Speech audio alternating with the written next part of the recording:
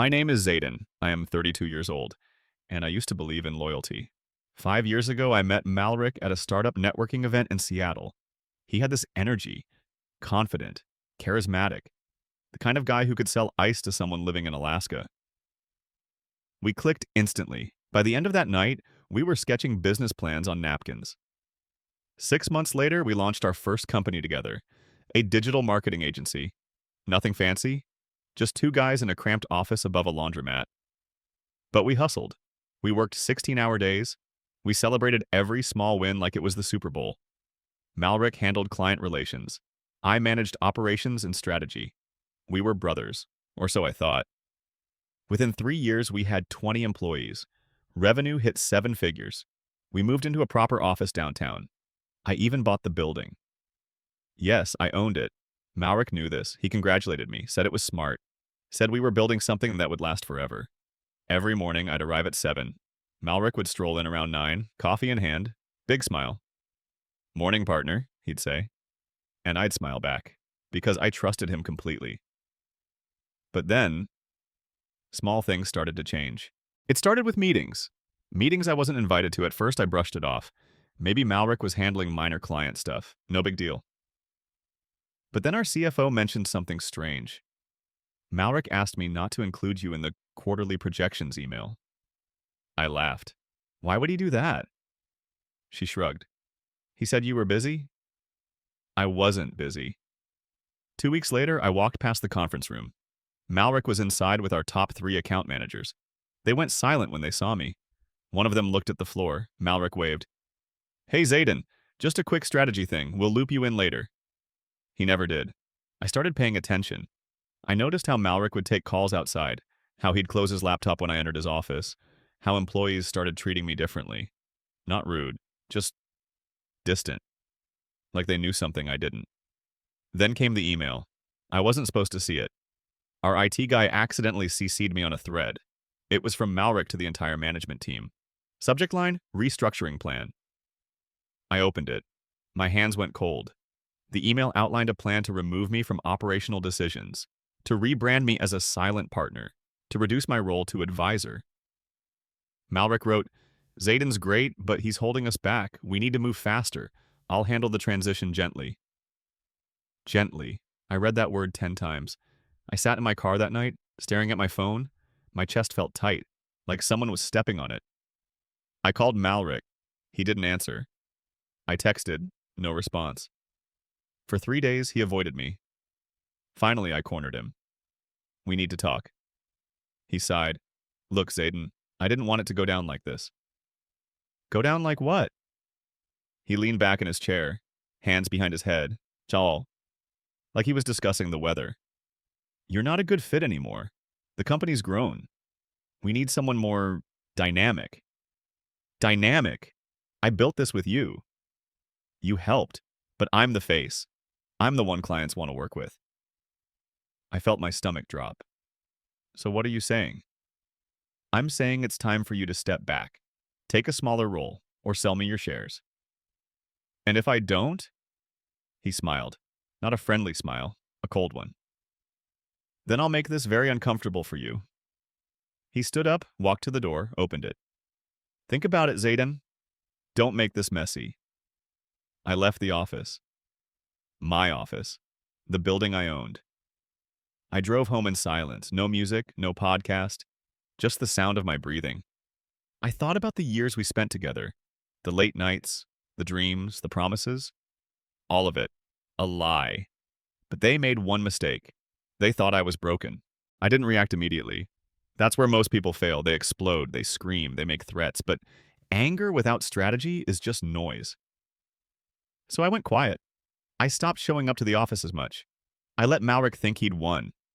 Meanwhile, I started digging. First, I reviewed our partnership agreement. Every clause, every word. Malric and I had split equity 50-50. But there was a detail he'd forgotten. A clause I'd insisted on during our second year. It stated that any major company decision required unanimous approval from both partners. He couldn't force me out. Not legally. But he was trying anyway. Next, I called our company lawyer. Not the one Malric used. A different one. Someone I trusted. I explained the situation. She reviewed the documents. Then she looked at me and said, "He's planning a coup.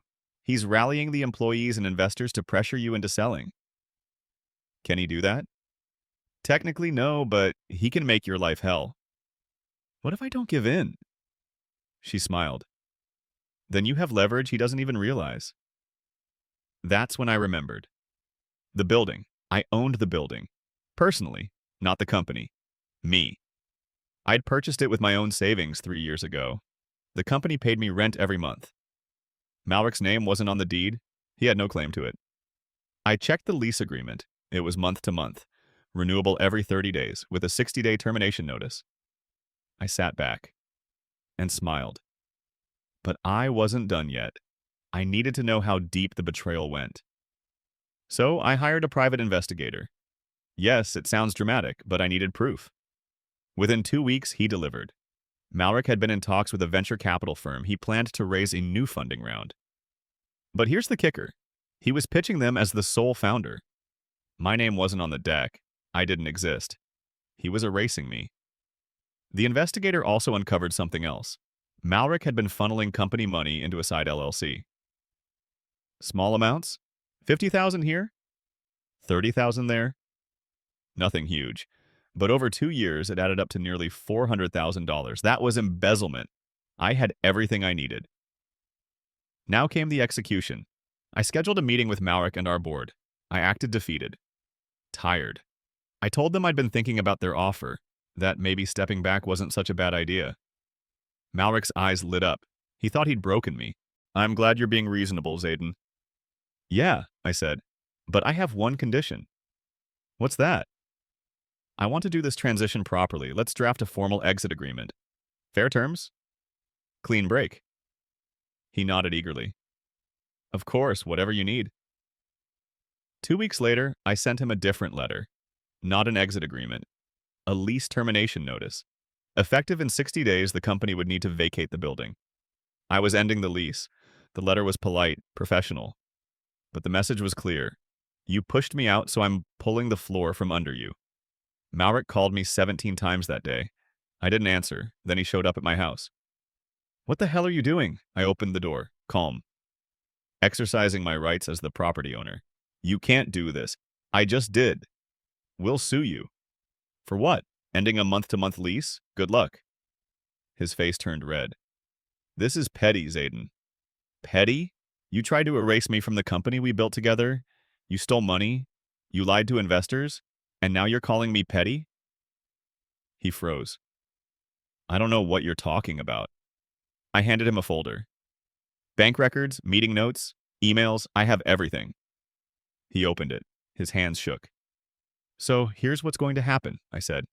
"You're going to step down, you're going to return every dollar you embezzled, and you're going to publicly acknowledge my role in building this company. Or what? Or I go to the police, and the investors, and anyone else who needs to know." He stared at me. For the first time in years, Malric had nothing to say. But what came next changed me forever. Malric resigned 3 days later. He released a statement to the team, said he was stepping away to pursue other ventures, didn't mention the embezzlement, didn't mention the betrayal, just a vague corporate goodbye. But everyone knew. Employees started reaching out to me, apologizing, saying they felt pressured to go along with Malric's plan. Some of them quit, others stayed. I didn't hold grudges. They were caught in the middle. I understood. The company stayed in the building, but under new terms. I renegotiated the lease. This time, it was ironclad. Fair market rate, legal protections. Everything documented.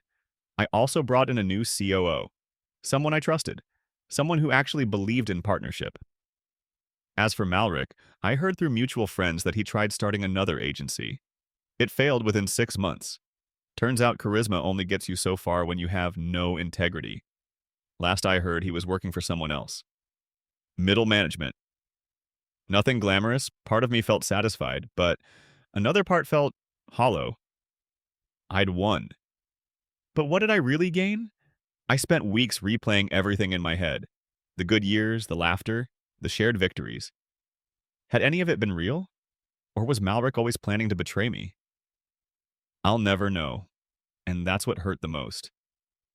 One night, I sat alone in my office, the same office where Malric had told me to step back. I looked around. Empty desks, quiet halls. The company was still running, still profitable. But it felt different now. I felt different. Then my phone buzzed. A text from an unknown number. "I'm sorry." That's all it said. I knew it was Malric. I stared at the message for a long time. My finger hovered over the reply button. Part of me wanted to tell him off, to remind him of everything he'd done. But another part just wanted to let it go. So I deleted the message, not out of anger, but out of closure. I didn't need his apology. I needed to move on. The next morning, I made a decision. I sold my shares in the company. Not to Malric, to a private equity group. They kept the team intact, kept the building lease. But I walked away, with enough money to start fresh, to build something new, something mine, and that's when I realized this story wasn't about them anymore. 6 months after I sold my shares, I launched a new venture, a real estate investment firm. Turns out owning that building taught me something valuable. Property doesn't betray you. It doesn't lie. It doesn't forget your contributions. It's solid, reliable, real. I bought 3 more commercial properties within a year, then 10. Now I own 17 buildings across the Pacific Northwest. Some house tech startups, others are retail spaces. One even became a co-working hub for young entrepreneurs. I like that one the most. It reminds me of where I started. Hungry, hopeful, ready to build. I never saw Malric again. Didn't need to. But I did see his name once, in a LinkedIn post. He was celebrating a new job, assistant director of marketing at a mid-tier firm. The comments were full of generic congratulations. "Great opportunity! So happy for you!" But I could read between the lines. He'd fallen far. And he knew it. I didn't gloat. I didn't feel superior. I just felt free. Betrayal broke something in me that I didn't know could break. My ability to trust blindly. My willingness to believe that loyalty was a two-way street. But in breaking me, it also rebuilt me. Stronger, wiser, more careful. I learned that not everyone who smiles with you is happy for you. That not every partner wants your success. That sometimes the people closest to you are the ones sharpening the knife behind your back. But I also learned that is something more important. That revenge isn't always about destruction. Sometimes it's about reclaiming your power. About standing up when someone tries to push you down. About showing them and yourself that you're not as weak as they thought. I didn't destroy Malric. I didn't ruin his life. I just removed my support, and without it, he collapsed on his own. Because people like him need others to prop them up. They need someone to exploit, someone to leech from. And when that person walks away, they crumble. I'm not angry anymore. I'm not bitter. I'm just at peace. Because I know who I am now, and I know what I'm capable of. Betrayal broke me, but it also rebuilt me. If you've ever trusted someone who hurt you, I hope this story reminds you of something. You're stronger than the betrayal. You're bigger than their lies. And you don't need their validation to move forward. Sometimes the people who push us down give us the greatest gift. They show us who we really are. They force us to stand alone, to trust ourselves, to build something they can't touch. Malric thought he was pushing me out, but really, he was setting me free. If this story hit home for you, drop a comment below. Tell me your experience. Have you ever been betrayed by someone you trusted? How did you come back from it? I read every single comment. Your story matters, and if you want to hear more real stories like this, stories about betrayal, revenge, and finding peace, hit that subscribe button. I post a new story every week. Real experiences, real emotions, no sugarcoating. This is your reminder that karma isn't always loud. Sometimes it's just quiet, patient justice. Thanks for listening. And remember, never let anyone make you feel small in a building you own.